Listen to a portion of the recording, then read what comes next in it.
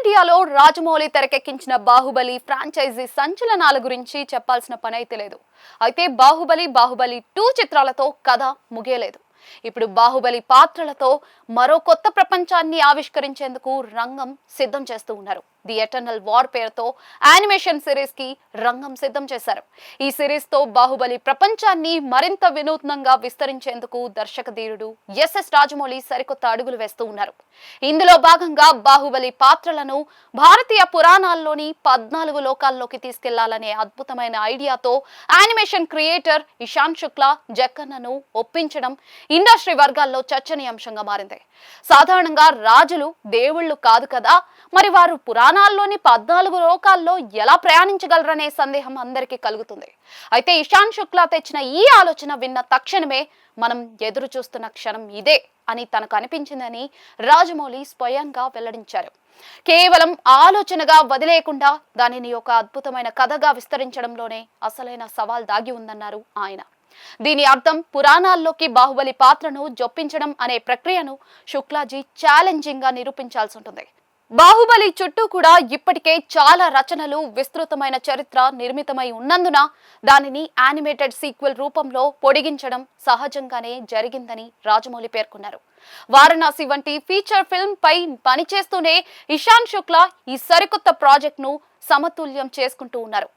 బాహుబలి ప్రపంచంపై ఇషాన్ శుక్లాకు ఎంతవరకు అవగాహన ఉందో మొదట పరీక్షించామని, ఆ పాత్రల స్వభావాన్ని అతడు సంపూర్ణంగా అర్థం చేసుకున్నాడని నిర్ణయించుకున్నాకే తాను వెనక్కి తగ్గి వారిని ముందుకు సాగనిచ్చానని జక్కన్న తెలిపారు.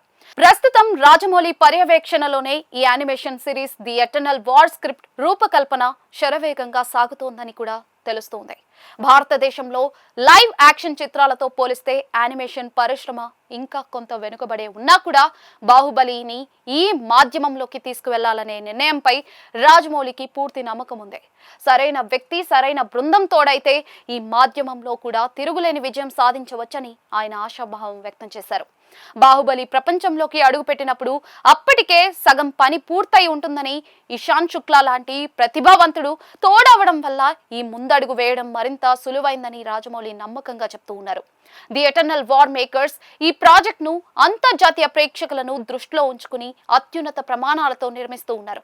ఈ యానిమేషన్ మాధ్యమం భారతీయ కథల్లోని అందమైన రంగును సంపూర్ణంగా ఆవిష్కరిస్తుందని రాజమౌళి అభిప్రాయపడ్డారు.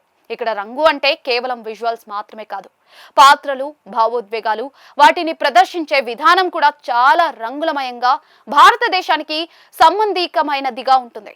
ఇప్పటికే బాహుబలి లేదా RRR చిత్రాల రుచి చూసిన ప్రపంచవ్యాప్త ప్రేక్షకులు ఇవే జానర్లలో మరిన్ని వినూత్న చిత్రాల కోసం ఎదురు చూస్తూ ఉన్నారని, లైవ్ యాక్షన్ లో చూపించలేని అద్భుతాలను యానిమేషన్ ద్వారా సులభంగా చూపించవచ్చని జక్కన్న స్పష్టం చేశారు.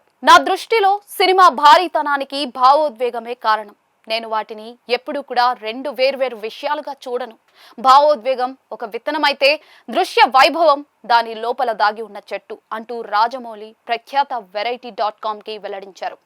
యానిమేటెడ్ మాధ్యమ సౌలభ్యంతో ది ఎటర్నల్ వార్ కథను అత్యంత అద్భుతమైన స్థాయికి చేర్చవచ్చని చిత్ర బృందం నమ్ముతోంది.